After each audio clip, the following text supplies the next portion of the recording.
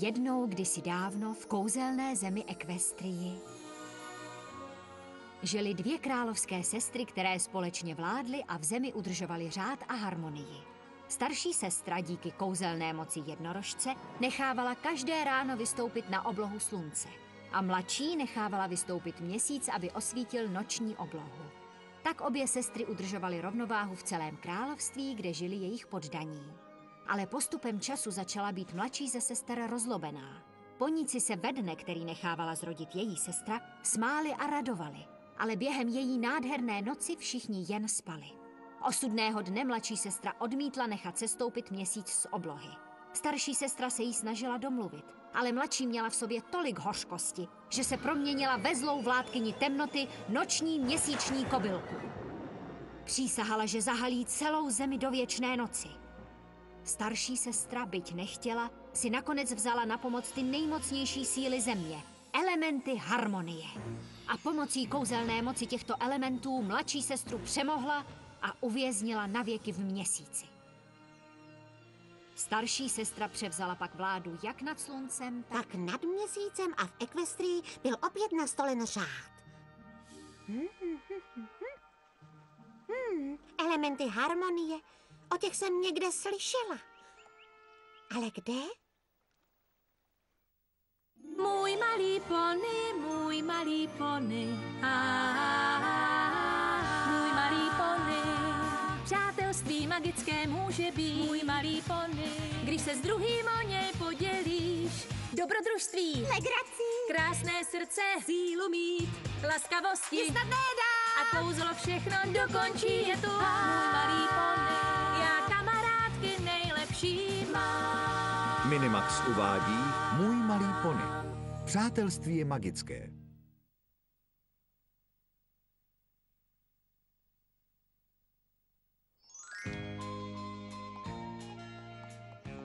Tady si Twilight. Moondancer pořádá setkání v západních zámeckých zahradách. Přidáš se? Asi ne, holky. Přátelství Víte, je musím magické, teď dohánět první spousty část. učení. Dělá tenhle poník kromě učení něco jiného? Zajímají ji víc knihy než kamarádky. Už vím, kde jsem slyšela o elementech harmonie.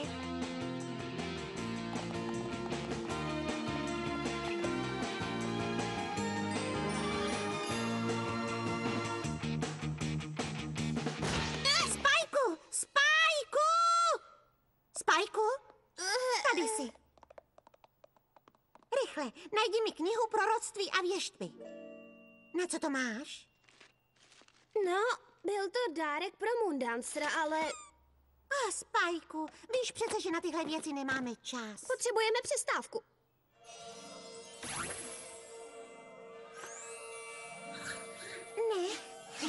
Ne. Spajku! Tahle je to.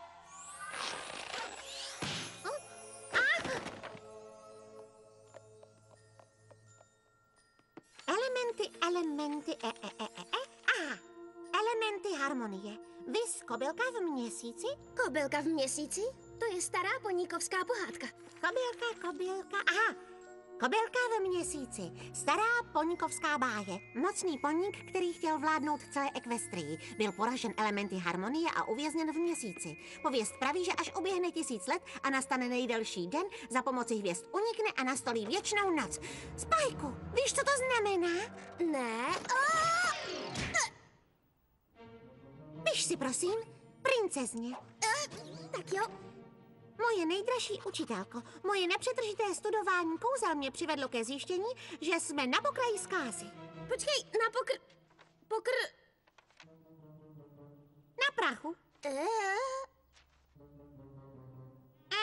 Počátku? Prostě, že se stane něco strašlivého. Bájná kobylka uvězněná v měsíci je totiž měsíční noční kobylka. A ta se co nevidět vrátí do Equestrie a nastolí tu věčnou noc. Musíme něco udělat, aby se to strašlivé proroctví nenaplnilo. Očekávám rychlou odpověď. Tvá věrná studentka Twilight Sparkle. Twilight Sparkle. Mám to. Bezva, pošli to. Teď? No jasně. Já ti nevím, Twilight. Princezna Celestia má teď spousty práce s přípravou oslavy letního slunovratu a ten bude už pozítří. To je přesně to, Spajku. Pozítří je právě 1000. rok oslavy letního slunovratu.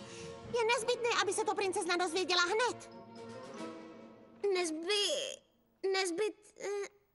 Důležité! Dobře. Tak, už je na cestě. Moc bych si od toho nesliboval. A to se nebojím, Spajku. Princezna mi zcela důvěřuje. Po celé roky je mým rádcem, nikdy by o mě nezapochybovala. Vidíš, bude chtít podniknout okamžité kroky. Moje nejdražší, nejvěrnější žačko Twilight. Ty víš, jak oceňuji tvoji píly a také víš, že ti naprosto věřím. Ale musíš už přestat číst ty staré zaprášené knihy.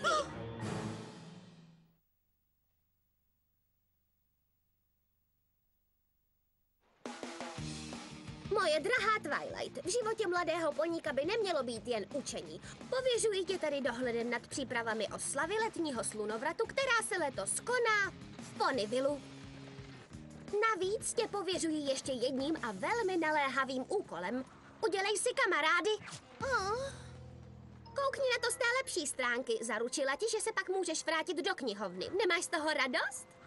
Ano, to mám. A víš proč? Protože mám pravdu. Zkontroluju, jak probíhají přípravy a pak se vrátím a najdu důkaz, že se měsíční kobylka vrátí. A kdy si uděláš ty kamarády, jak ti řekla princezna? Řekla, abych dohlédla na přípravy. Jsem její žačka a proto splním královskou povinnost, ale osud Ekvestrie je pro mě nejdůležitější. Děkuji, pánové. Třeba by si mohla s poníkama o něčem zajímavém popovídat. No tak, Twilight, alespoň to zkus. Ahoj.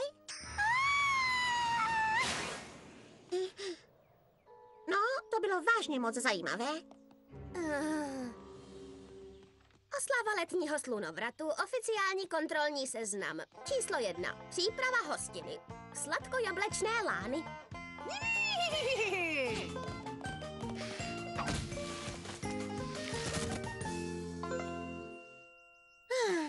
Tak jdem, ať je to za námi. Dobré odpoledne, jmenuji se Twilight Sparkle. Jak se máš, slečno Twilight? Moc ráda vás poznávám, jsem Applejack. My v sladkojablečných lánech rádi navazujeme přátelství. Přátelství, vlastně, já... Tak co pro vás můžu udělat? No, vlastně jsem přijela, abych zkontrolovala, jak probíhají přípravy na oslavu. Ty máš na starosti pohoštění? O tom není pochyb. Chtěla bys něco ochutnat? Když to nebude trvat moc dlouho... Tryskem ke mně, poníci moji! Tak, ráda bych vás seznámila s celou jablečnou rodinou. Díky, ale já opravdu spím. To je jablečný koláček.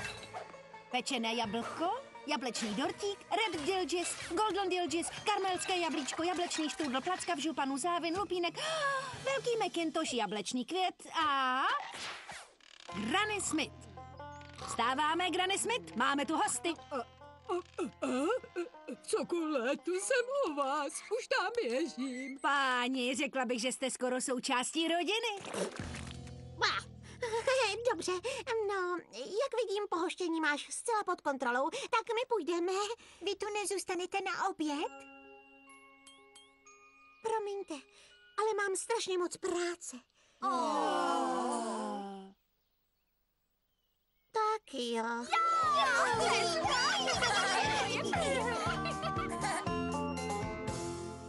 Pohoštění zkontrolováno, teď počasí. Snědla jsem moc koláčků. Tamhle to bude nejspíš poník Pegas jménem Rainbow Dash, ten uklízí mraky. No, moc jí to ale nejde, co říkáš?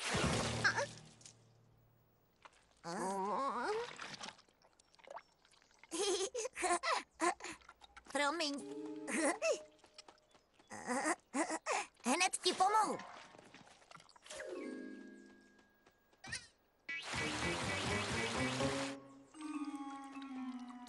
Jejda, asi jsem to přehnala. A co tohle? Můj vlastní vynález. Duhová sušička. Ne, mě neděkuj. Nemáš vůbec zač.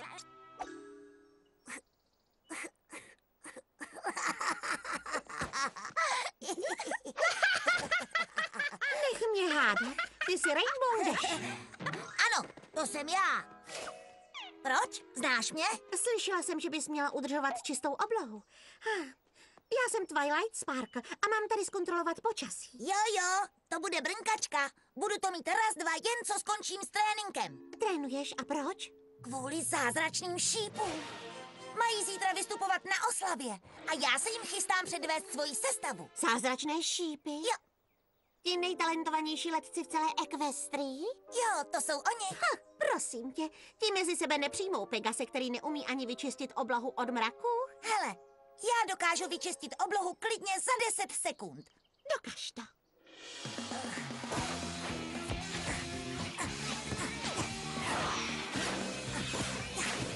Šupky sem a šupky tam. Co jsem říkala? 10 sekund. Přesně. Nikdy bych nenechala Ponyville ve štychu. Měla bys vidět, jak se tváříš. S tebou je zábava, Twilight Sparkle. Můžu ti předvést další triky. Je úžasná. Počkej, když si na to jeden zvykne, je to i pěkné. Teď výzdoba. Nádhera. Ano, výzdoba, jak se zdá, bude pěkná. Tohle bude rychlé. Brzy budu zpátky v knihovně. Opravdu nádhera. Ne výzdoba, ale ona. Ne. Proboha, ne. Vypadám dobře? Mám rovně ostny? Dobré odpoledne. Vteřinečku, prosím, teď pracuji, vybírám. Ano, trochu třpitu nikdy nemůže uškodit, že? Teda, Rary, ty jsi rozený talent. Tak, čím vám mohu u všech hvězd, drahá, co se ti to stalo s účesem? Myslíš moji hřívu? To je dlouhá historie. Přišla jsem jen zkontrolovat výzdobu a hned zmizím. Hned zmizíš, ale co tvůj účes? Počkat, kam to jdeme? Pomoc! Ne, podivné, příliš žluté, příliš zvláštní, ne dost zvláštní, načehrané, příliš zářivé. No, to je ono, drahá. A teď mi pověz, odkud vlastně jsi? Poslali mě sem z Canterlotu, abych... Z Canterlotu? Zelenám závistí, ten původ, ta sofistikovanost. Vždycky jsem tolik toužila tam bydlet. Musíš mi o něm okamžitě všechno vyprávět. Budou z nás ty nejlepší kamarádky, ty a já. Smaragdy? Co mě to napadá? Počkej, dám ti pár rubínů. Rychle, než se rozhodne, že mi dá celý nový přeliv. Řekni, nebyla báječná. Vzpamatuj se, Kasanovo. Co je na seznamu dál? Hudba. A to je poslední.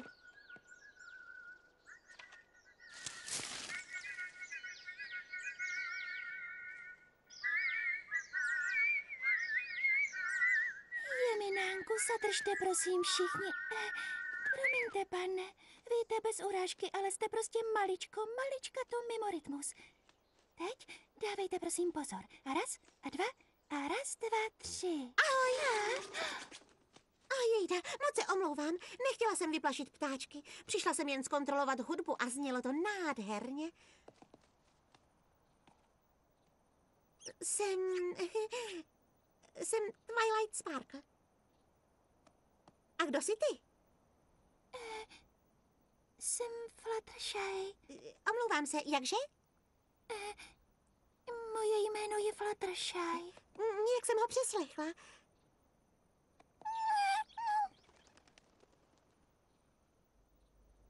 No, vypadá to, že se ti vrátili ptáčci. Tak je asi všechno v pořádku. Nepolevuj v práci. Tak jo. To bylo snadné. Mládě draka. Ještě nikdy jsem neviděla dračí mládě. Je roztomilý. No. Páni, on mluví. Netušila jsem, že draci umí mluvit. To je tak neuvěřitelně nádherné, že ani nevím, co říct. No, tak v tom případě už půjdeme. Počkejte moment, jak se jmenuje? Jsem Spike. Ahoj, Spajku. Já jsem Fluttershy, mluvící drak. A o čem vy draci vlastně mluvíte? No, co bys ráda věděla? No přece naprosto všechno. No, nejdřív jsem byl maličkaté roztomilé fialovo-zelené vajíčko. A to je historie celého mého života. Teda až do dneška. Chceš slyšet i o dnešku? Ano, prosím. Moc se omlouvám, to nám ta cesta ale utekla. A tady už je můj dům a můj chudinka malý dráček se potřebuje vyspinkat. Nepotřebuju. No tohle je tak ospalý, že už se sotva drží na nohou. Chudinka, tak toho musíš hned uložit. Ano, hned ho dám do postele, tak dobrou. Dost neslušné. Promiň, Spajku, ale musím přesvědčit princeznu, že se sem blíží měsíční noční kobylka. Prostě musím studovat bez bláznivých poníků, kteří nedělají nic jiného, než že se snaží zkamarádit. Takže kde je světlo? Překvapení!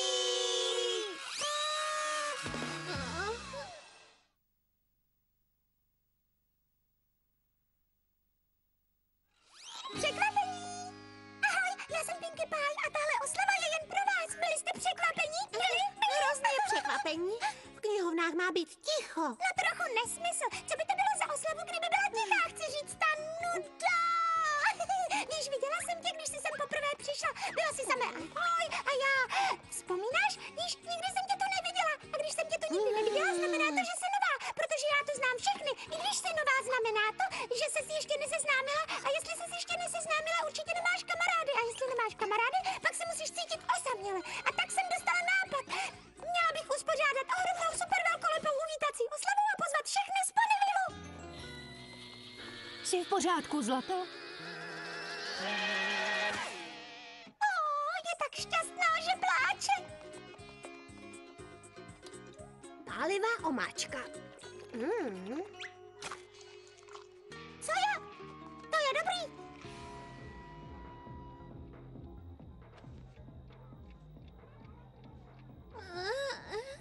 Twilight, Pinkie Pie pořádá hru Připíchni ocásek poníkovi. Chceš hrát? Všichni poníci v tomhle městě jsou šílení. Víte vy, kolik je hodin? Je předvečer oslavy letního slunovratu. Všichni musí zůstat vzhůru nebo propásnou probouzení slunce. Vážně by se směla trochu odvázat, Twilight. Je oslava. Bla, bla, bla, bla, bla, bla, bla, bla, bla, bla, bla, bla, bla. Ach jo, já myslela, že se dozvím víc o elementech harmonie, ale já naivka. Tohle směšné kamarádičkování mě v tom zabránilo. Pověst praví, že v nejdelším dni 1000. roku jí hvězdy pomohou v útěku a ona tu nastolí věčnou noc. Doufám, že mají pravdu. Že je to jen stará poňkovská pohádka. Pověš, Twilight, pojď se podívat na východ slunce.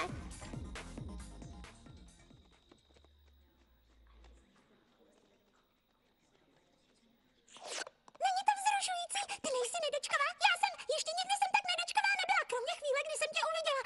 Ale víš, vážně na tohle není.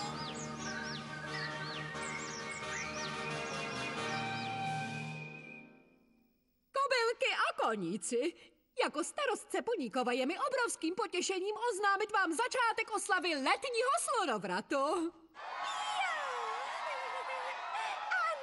Za pouhých pár minut bude naše město svědkem kouzelného východu slunce, který oslavíme právě dnes v nejdelším dni v roce.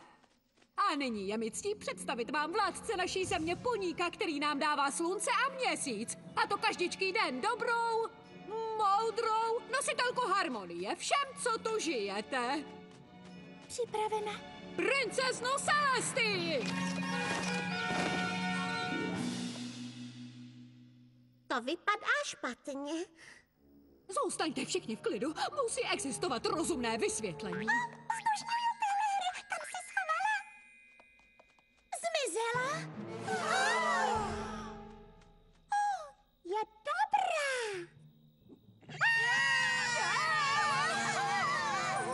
Ach ne. Měsíční noční kobylka. No, moji milovaní poddaní. Je to už dávno, co jsem naposledy viděla vaše vzácné slunce milující tvářičky. Co jsi provedla s princeznou? Uklidni se přece. Co pak? Nepřipadám vám dost vznešená? Co pak vy nevíte, kdo jsem? Další hádanky. Smutný dým. A co třeba lakonka? Ne, moje koruna nepočítá jenom proto, že jsem byla uvězněna 1000 let? Nevzpomínáte si na pověst? Vy jste neviděli znamení? Já ano. A také vím, kdo jsi. Jsi kobylka zaklitá v měsíci. Měsíční kobylka.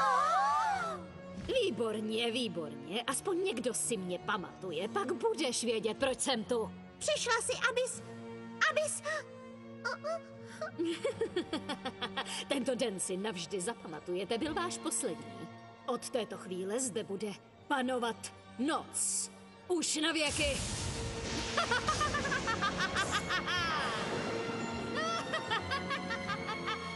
Pokračování příště. Na českém znění spolupracovali Radka Stupková, Ivana Korolová, Irena Hrubá, Zuzana Hykyšová, Kateřina Březinová, Helena Brabcová, Miriam Chytilová, Šárka Vondrová, Jana Mařasová a další. Překlad Barbora Margitová, produkce Lucie Haviárová, zvuk Petr Kořínek, úprava režie Hana Krtičková. Pro Minimax vyrobilo Studio Ber v roce 2011.